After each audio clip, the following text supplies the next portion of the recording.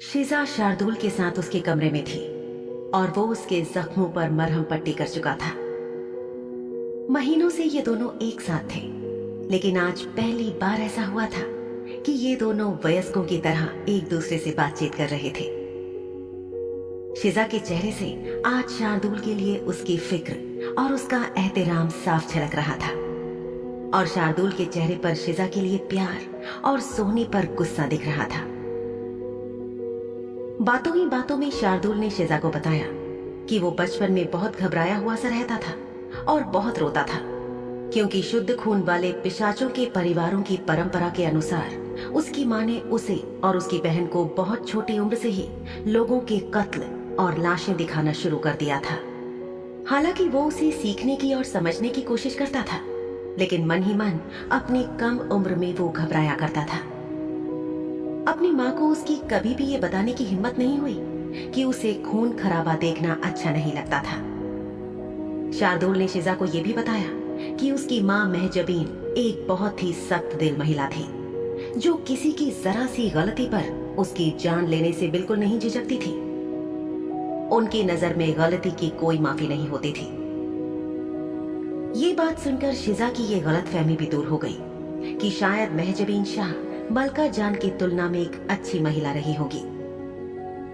मलका जान तो यातनाएं ही देती थी, महजबीन शाह सीधे जान ले लेती थी।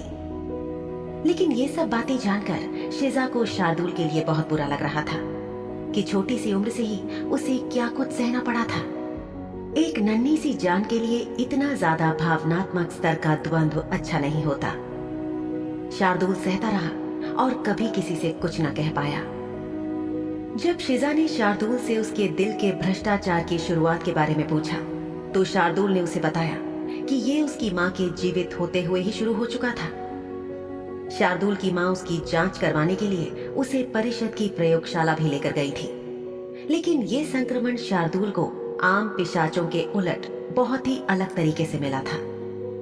उसे ना तो किसी के थूक घास वाली औषधि का टीका लगाया गया था और ना ही किसी पहले से संक्रमित भ्रष्ट पिशाच ने उसे काटा था। आमतौर पर एक स्वस्थ पिशाच के संक्रमित होने के यही दो मुख्य कारण होते थे। शिजा के चेहरे पर हैरानी देखकर शार्दुल ने उसे बताया, बहुत छोटी उम्र से मेरी मां मुझे लोगों की हत्याएं और उनके साथ होने वाली बर्बरता देखने के लिए मजबूर करती थी। मेरी मां मेरे लिए फिक्रमंद थी, क्योंकि उन्हें मेरी आंखों का रंग बदलता हुआ दिखने लगा था और उन्हें एहसास हो गया था कि शायद उस छोटी सी उम्र में मेरा दिल संक्रमित हो गया था। लेकिन उन्हें इस बात का रत्ती भर भी एहसास नहीं था कि मेरे दिल के भ्रष्ट होने का असली कारण क्या था।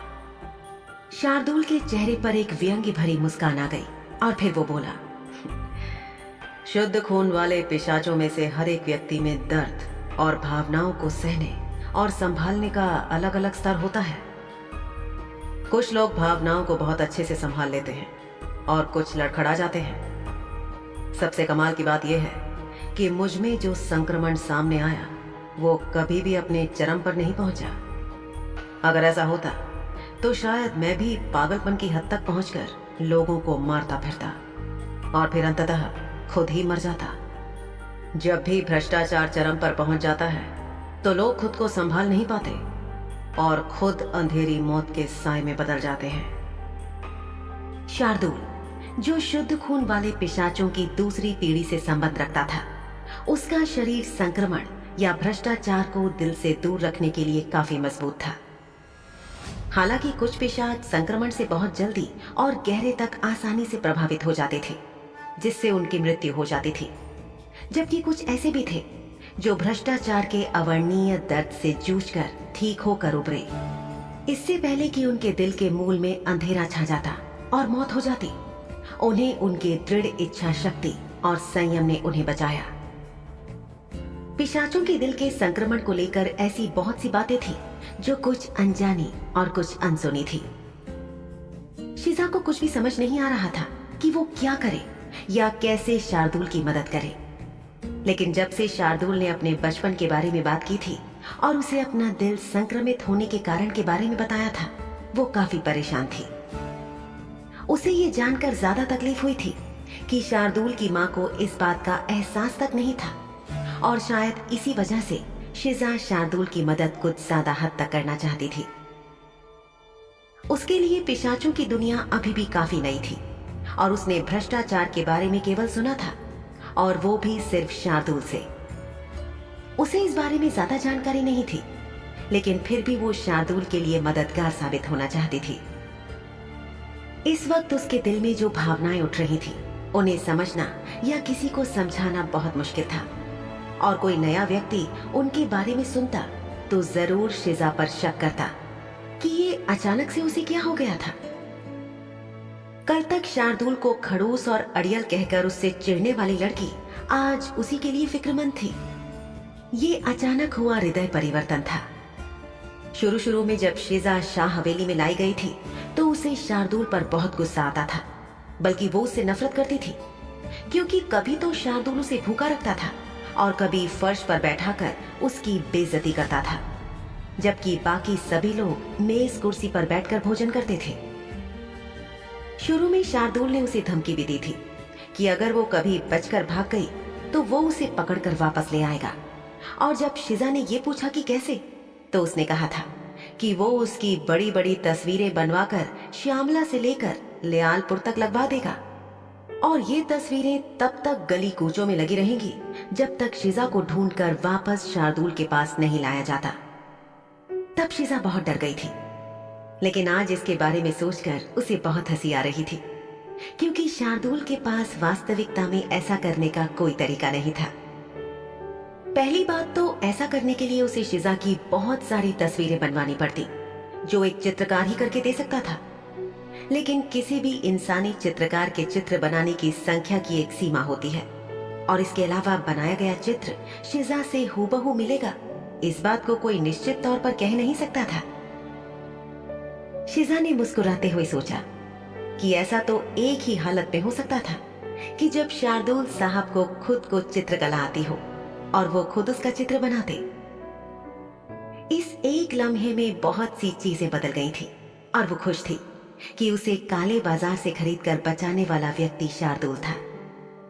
वो दिल से शार्दुल की आभारी थी और जानती थी कि कभी भी उसकी दया का भुगतान नहीं कर पाएगी।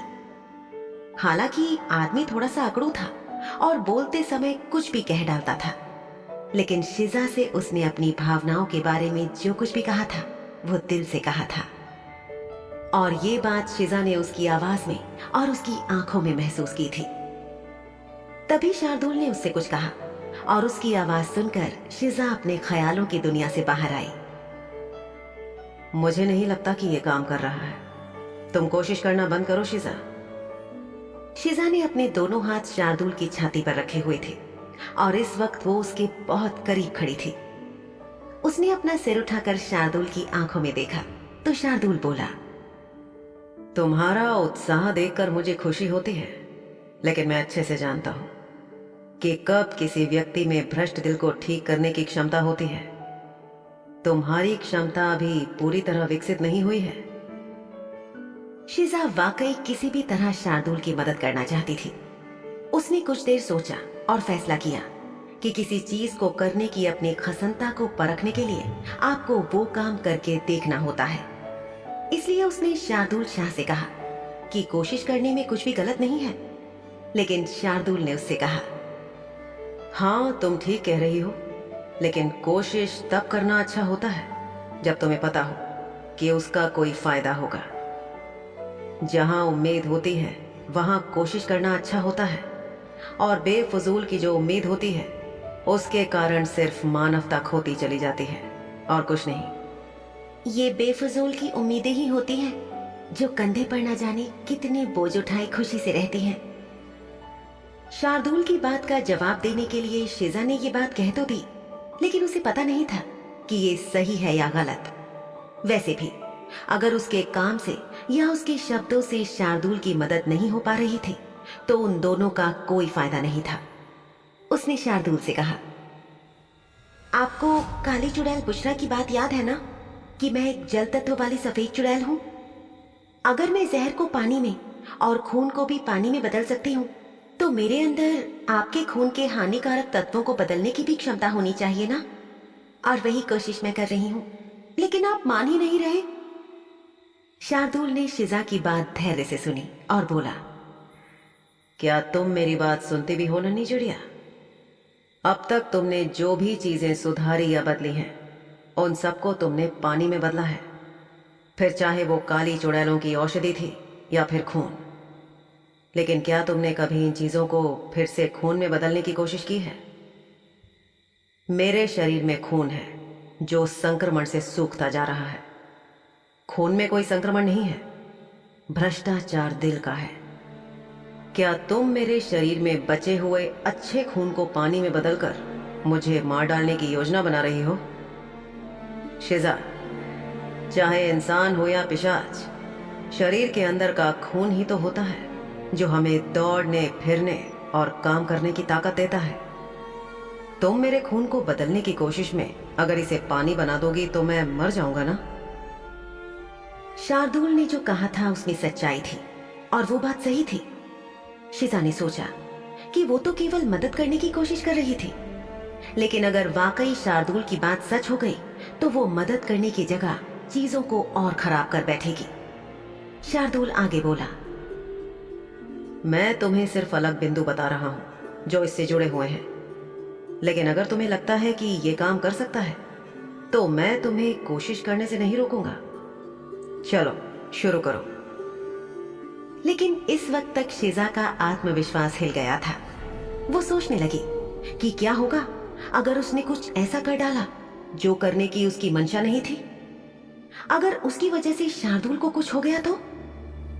वो ऐसा कुछ नहीं करना चाहती थी जिसका उसे पछतावा हो, और उस विचार के साथ उसने अपने हाथों को शार्दुल के सीने से हटाकर वापस अपनी तरफ कर लिया। क्या हुआ, तुम डर गई क्या? जब उसने अपना हाथ दूर किया तो शार्दुल ने उससे पूछताछ की। शिजा ने फुसफुसाकर कहा, हाँ, मुझे लगता है कि पहले मुझे देखना चाहिए कि क्या मैं रक्त की अशुद्धियों को शुद्ध रक्त में बदल सकती हूँ। और अगर तब तक मैं मर गया तो? क्या? ये आप क्या कह रही हैं? शार्दुल की आवाज गंभीर थी। उसने आगे कहा, तुम यही सोचकर दुखी हो ना कि मेरे पास अब जीने के लिए एक लंबा जीवन नहीं बचा है ना? मेरे पहले से ही कुछ हद तक भ्रष्ट दिल और काली चुड़ैलों की थोक घास वाली घातक औषधि की वजह से शायद अब मैं धीरे धीरे पूरी तरह संक्रमित होकर मौत के मुंह में पहुंच जाऊंगा। बहुत ज्यादा वक्त नहीं बचा होगा। उस औषधि के बाद से मैं नहीं रहा। इसीलिए तो मैं तुम तक किन्नौर में समय से नहीं पहुंच पाया, हवेली भी नहीं आ पाया। लेकिन अब तो आप आ गए हो ना, फिर क्या परेशानी है? घबराई शिजा समझ नहीं पा रही थी कि जब शार्दुल लौट आया था तो अब क्या डरने की बात थी। क्या अब भी उसके साथ कुछ गड़बड़ थी? शार्दुल ने मुस्कुराकर शिजा को समझाया, हाँ बिल्कुल, मैं यहाँ मौजूद हूँ, लेकिन क्या तुम मेरी आंखों के लगातार बदल रहे रंग को नहीं देख पा रही हो? तुम चाहे अपनी जबान से कुछ न कहो, लेकिन मेरी आंखों को लेकर तुम्हारी फिक्र मुझे साफ साफ दिख रही है। देखो, मेरी आंखों में उतरते इस काले रंग को जो चीख चीख कर भ्रष्टाचार के बढ़ने की गवाही दे रहा है। मैं अब किसी भी वक्त इस दुनिया के जंजाल से विदा हो सकता हूँ। इतना कहकर शार्दुल यूं मुंह लटकाकर खड़ा हो गया जैसे अब उसके जीवन का कोई मतलब नहीं था। शिजा के चेहरे से उसकी घबराहट अब साफ दिख रही थी। वो बोली, इस सब से आपका क्या मतलब है? मुझे लगता है कि आपको परिषद के डॉक्टर के पास चलना चाहिए या किसी जानकार सफेद चुड़ैल के पास। शार्दुल शिजा की आवाज में चिंता को समझ सकता था। उसकी झल्लाहट इतनी स्पष्ट थी कि शार्दुल ने इसका फायदा उठाया। शिजा को आखिरकार शार्दुल के लिए अपना दिल और दिमाग खोलने में न जाने और कितना समय लगने वाला था, लेकिन आज उसकी खराब हालत के बारे में सुनकर शिजा की भावनाएं कुछ पलों में ही सामने थी। बेशक वो पूरी तरह से ठीक था, लेकिन एक पुरुष को अपनी प्रेयसी की आंखों से केवल थोड़ी सहानुभूति, फिक्र और प्यार ही तो चाहिए होता है। शार्दुल को बस इतनी ही लालसा थी।